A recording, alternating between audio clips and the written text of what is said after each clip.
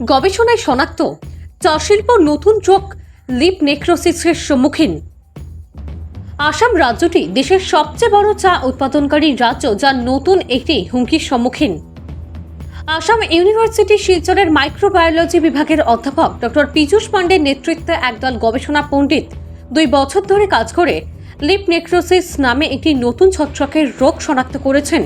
এই রোগ পাতার নেক্রোসিস, যা চা পাতার উপরের অংশের ক্ষতি করে। এটি ল্যাসিও ডিপ্লোডিয়া থিওবোম্ব্রাই ছত্রাক দ্বারা সৃষ্ট এবং শুধুমাত্র চীনে নথিভুক্ত করা ব্যতীত ভারতে এই ধরনের প্রথম রিপোর্ট। অধ্যাপক জানান, ছত্রাকজনিত রোগ কর্টিসিয়াম, যা সাধারণত চা পাতায় কালো পচন ঘটায়, তবে বরাক উপত্যকার বিভিন্ন চা বাগান থেকে এবং ডিব্রুগড় ও তিনসুকিয়া থেকে আনা চা পাতা নিয়ে গভীর গবেষণায় এটি একটি নতুন রোগ বলে প্রমাণিত হয়েছে। অধ্যাপক পীযূষ পাণ্ডে বলেন, ল্যাসিও ডিপ্লোডিয়া থিওব্রোমা ছত্রাক দ্বারা সৃষ্ট লিপ নেক্রোসিস কর্টিসিয়ামের মতো, কিন্তু ভিন্ন কারণ। চা বাগানের সার হিসেবে ব্যবহৃত রাসায়নিক দিয়ে এই রোগ নিয়ন্ত্রণ করা যায় না। এই রোগটি চা পাতার মধ্যে খুব দ্রুত ছড়িয়ে পড়তে পারে। অধ্যাপক পাণ্ডে আরও বলেন, আমরা এটি শনাক্ত করেছি এবং বিচ্ছিন্ন করেছি এবং জানি যে এই রোগটি শুধুমাত্র এই ছত্রাক থেকে হয়। যেহেতু এই ছত্রাক বা রোগটি চা বাগানের সার হিসাবে ব্যবহৃত রাসায়নিকগুলির প্রতিক্রিয়াশীল নয়, তাই আমরা একটি বিকল্প ব্যবস্থা খুঁজছি। রোজকান্তির টি assistant general manager GM Ishwarbhai Ubadiya বলেন, আমরা প্রত্যক্ষ করেছি যে কর্টিসিয়াম এন্টিসট কালো পচা এটির উপর স্প্রে করার সময় 3 ধরনের রাসায়নিক দিয়ে নিয়ন্ত্রণ করা হতো, কিন্তু এই ছত্রাকনাশকগুলি পাতার উপর একই ধরনের সংক্রমণ নিয়ন্ত্রণ করতে পারেনি। এ ব্যাপারে অধ্যাপক পাণ্ডের সাথে পরামর্শ নিতে বাধ্য হয়েছি। এই রোগটি এখন আমরা জানি যে খুব দ্রুত ছড়িয়ে পড়ে, তা চা শিল্পের জন্য একটি গুরুতর হুমকি হতে পারে এবং যদি আমরা এটিকে নিয়ন্ত্রণ করতে ব্যর্থ হই তবে ক্ষতি 50% বেশি হতে পারে। ये एक फंगल डिजीज़ है जो कि हमने डिस्कवर किया कि टी प्लांट के अंदर इन्फेक्शन करता है। ये लेजियोडिप्लोडिया थियोब्रोमी आइडेंटिफाई हुआ है। हम कोशिश कर रहे थे, यहाँ पे टी गार्डन्स में एक बीमारी होती है, कॉर्टिशियम थीई कॉज करता है, जो कि पता है ब्लैक रोट नाम की बीमारी है। तो हम उसके ऊपर शोध करने के लिए गए थे और हमें ये फीडबैक मिला कि कुछ गार्डन्स के अंदर ये बीमारी जो कॉपर ऑक्सीक्लोराइड है उससे ये ठीक से कंट्रोल नहीं हो रही है। तो हमारा इंटरेस्ट हुआ कि शायद हो सकता है कोई रेजिस्टेंट वैरायटी या कोई रेजिस्टेंट वेरिएंट है कॉर्टिशियम का, उसकी वजह से। तो हमने आइसोलेट करना शुरू किया। हम डिब्रूगढ़ के आसपास के चाय बागानों में और इस क्षेत्र के चाय बागानों से हमने सैंपल कलेक्ट किए और उसको जब करेक्टराइज़ किया, देन हमें पता लगा कि ये एक अलग ही फंगस है जो कि एक लीफ नेक्रोसिस नाम की बीमारी कर रहा है। और ये इसका हालांकि जो लक्षण है वो थोड़ा बहुत मिलते जुलते हैं, लेकिन ये जो बीमारी है वो चाय पत्ती के ऊपर है। चाय की पत्ती जो है उसके ऊपर लगती है और ये फंगस जो है वो हमने लैब में ये टेस्ट भी करके देखा कि जो फंगीसाइड यूज़ किए जाते हैं सामान्यतः टी गार्डन्स के अंदर, जैसे कॉपर ऑक्सीक्लोराइड, तो उसके लिए ज़्यादा रिस्पॉन्सिव नहीं है, उसके रेजिस्टेंट है और शायद इसीलिए ये अलग तरह से सामने आया। और ये फंगस हमने आइडेंटिफाई किया मॉलिक्यूलर लेवल पे जाके, और हमने ये सिर्फ मॉलिक्यूलर लेवल पे हमने आइडेंटिफाई नहीं किया, हमने एक कंप्लीट जीनोम सीक्वेंस भी रिपोर्ट किया इसका। ये कंप्लीट जीनोम सीक्वेंस भी ये जो हमारा पेपर पब्लिश हुआ है इसका, उसके अंदर हमने कंप्लीट जीनोम सीक्वेंस भी दिया है इसके लिए। तो सर एक चीज़, अब आप लोग, Assam is largest producer of T, ये आपको पता ही है। कितनी तेज़ी तरह से ये फैल सकता है और कितना खतरनाक भी है ये? ऐसा नहीं है कि ये बीमारी जो है आज ही आई है। ये बीमारी टी गार्डन्स में पहले से थी और रही होगी, ये आज पता चला है हमको इसके बारे में। तो जो सामान्य तौर पे जो फंजीसाइड्स जो यूज़ करते हैं बाकी फंगल डिजीज़ के लिए, वो इसके अगेंस्ट भी यूज़ करते रहे होंगे और हो सकता है किसी को सफलता मिली भी होगी और हो सकता है नहीं भी मिली होगी। लेकिन अब हमारे पास ये फंगस आइसोलेटेड है और हमको भी पता है कि ये बीमारी इसी फंगस से होती है। तो हम इस फंगस को पे अपना ध्यान केंद्रित करके और इसको नियंत्रित करने के लिए हम मेजर्स देख सकते हैं। तो सर कुछ सॉल्यूशन सोच रहे हैं इसके बारे में? हम काम कर रहे हैं उसके ऊपर।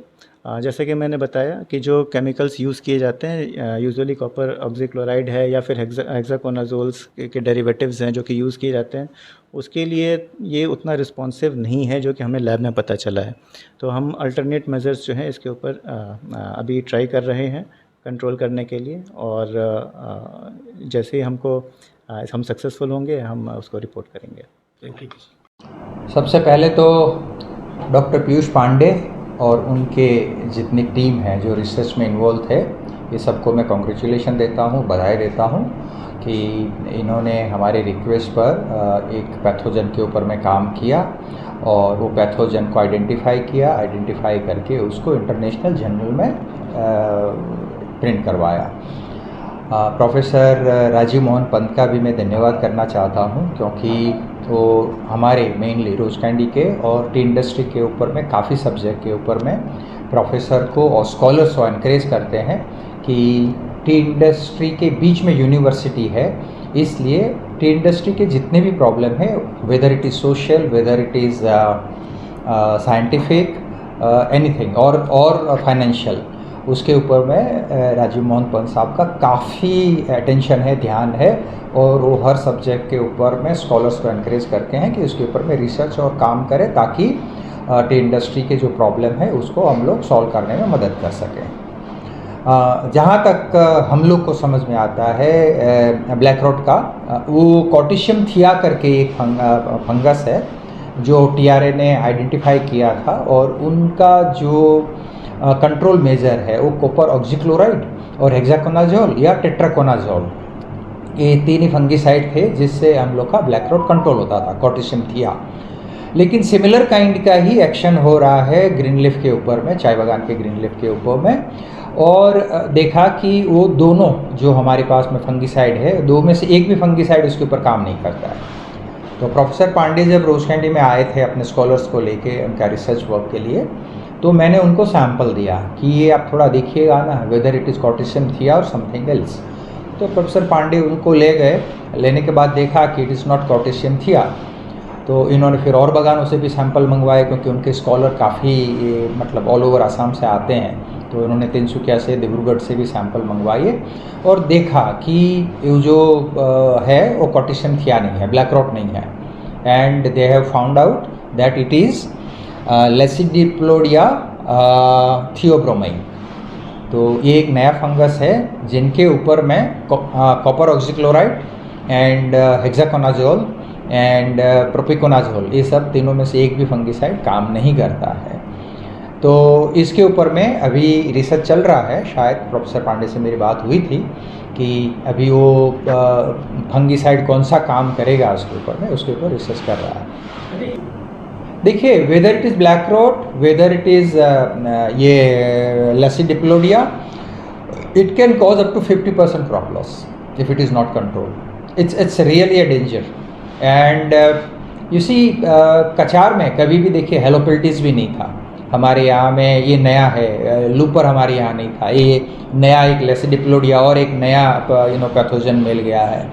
तो with changing climate change, we may see many such new thing which was not experienced by human being. Even in human also we'll find some new disease which may not be curable, or lot of research may be required, because in Barak Valley we have never seen temperature going above 37 degree.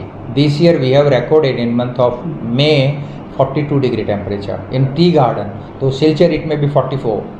So in such atmosphere things will change. Now crop pattern will also change, and it may so happen that if this kind of high temperature sustains, tea will not be sustainable then.